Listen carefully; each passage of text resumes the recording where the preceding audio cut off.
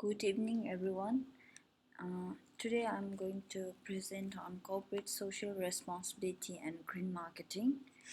According to World Business Council, corporate social responsibility is the commitment by the businesses to behave ethically and contribute to economic development while improving the quality of life of the workforce and their families, local communities, and the society at large.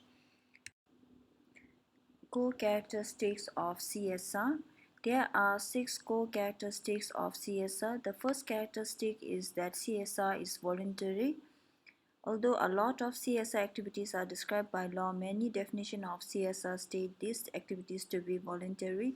The second point is managing externalities. Internalizing or managing externalities together are the second characteristics of CSR, where externalities are positive and negative side effects of economic behavior of others on the company. They are not taken into account in a firm's decision-making process, and a classic example for externality would be pollution. The third point is multiple stakeholder orientation. Multiple stakeholder orientation is a company having responsibilities to their shareholders. However, company rely on various constituencies such as suppliers, employees, consumers, and local communities in order to survive and prosper of their businesses. Therefore, companies have responsibilities to them as well. And the fourth point is social and economic alignment. The alignment of social and economic responsibilities stresses that CSR and social and economic responsibilities of a company are aligned and profitable. Profitability is an important issue. These characteristics of CSR prompts attention to how firm can benefit economically from being socially responsible. And the fifth point is practices and values. It is obvious that CSR implies a particular set of business practices and strategies that deal with social issues. Moreover, many have written that CSR is a philosophy or set of values that underpins these practices. Therefore, it is often being discussed not only what companies do in social arena but why they do it. And the last point is beyond philanthropy. Sometimes CSI is mainly about philanthropy, which means, for example, corporate generosity towards the less fortunate. Currently, it is being stated that CSR should also be about how the entire operation of a company impact our society. This core characteristics implies that CSR need to be mainstreamed into normal business practice rather than being left only to discretionary activity. And coming to my third slide is uh, advantages of corporate social responsibility. The first point is satisfied employees. Employees wants to feel proud of the organization who they work for. An employee with positive attitudes toward the company is less likely to look for a job elsewhere, and more choice and more job opportunity means a better workforce. Because of high positive impact of CSR on employee well-being and motivation, the role of HR in managing CSR project is significant. Satisfied customers. Researchers have shown that a strong record of CSR improves customers' attitude towards the company. If a customer likes the company, he or she will buy more product and services and will be less willing to change to another brand. The third point is positive PR. CSR provides the opportunity to share positive stories online and through traditional media. Companies no longer have to waste more money on expensive advertisement campaigns. Instead, they generate free publicity and benefit from the word of mouth marketing.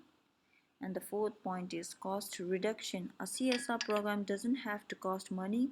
On the other hand, if they conduct properly, a company can reduce costs through uh, hiring more efficient staff and retaining the staff, by implementing energy saving programs, managing potential risks and liabilities more effectively, less investment in traditional advertisements. And the fifth point is more business opportunities. A CSR program requires an open, outside oriented approach. The businesses must be in constant dialogue with customers, suppliers, and other parties that affect the organization.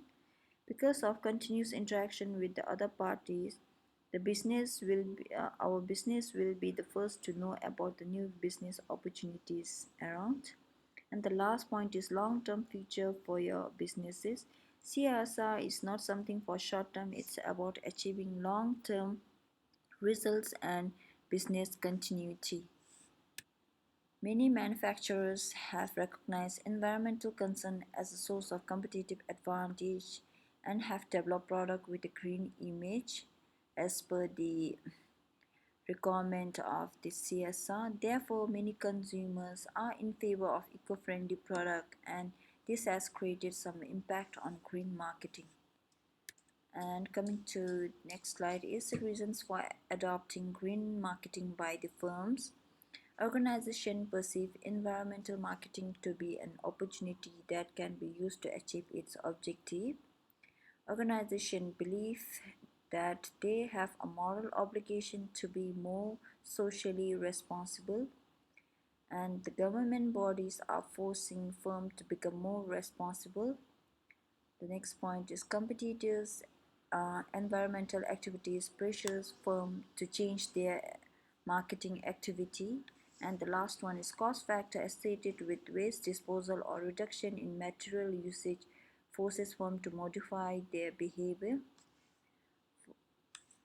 For example, like McDonald's replaced its clamshell packaging with wax paper because of increased consumer concern relating to polystyrene production and ozone depletion.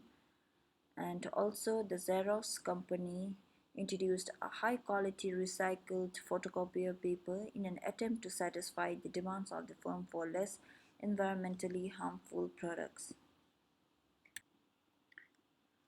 Problems associated with going green. The first point is need for standardization of the product.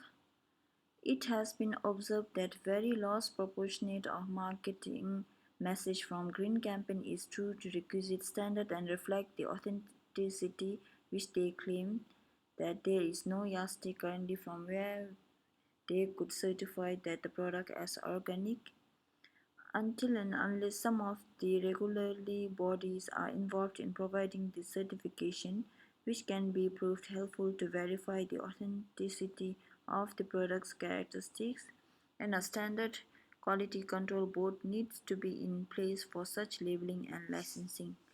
The second point is new notion. The consumer of different rural and urban hierarchy are gradually becoming aware of merits of green product, but it is still new notion or concept for the masses, and is therefore become imperative to educate the people about going menace of deteriorating environment. The third point is long gestation period require patience, perseverance. It has been observed that the inventors and corporate need to view the environment as a long-term investment opportunity. It is because of the project related to green marketing have long gestation period. It requires a lot of patience to get the desired result. And the last point is avoiding green myopia. The first principle of green marketing is focusing the customer benefit, that is why the consumers buy particular goods and services in their first priority, and a right approach and motivate the customers to buy particular brand or even pay a premium for a greener surrogate product. It will be fatal practice if a product is produced which is absolutely green in various aspects but does not hold good upon the satisfactory criteria of the customers, and it will lead to green myopia. And coming to the research and findings, they have suggested that firms engaged in CSR can benefit in ways beyond the pure bottom line outcome. Firstly, due to the exhibited fairness, socially responsive activities appear to be a means to reduce employee turnover, and secondly, by meeting justice needs of customers, like CSR is likely to increase the customer satisfaction, and lastly by the CSR activities that provide visible signals from which stakeholders infer various positive characteristics of firm, thus creating an avenue to increase overall firm reputation according to Galbraith 2010. Thank you. Do you have any question for my presentation?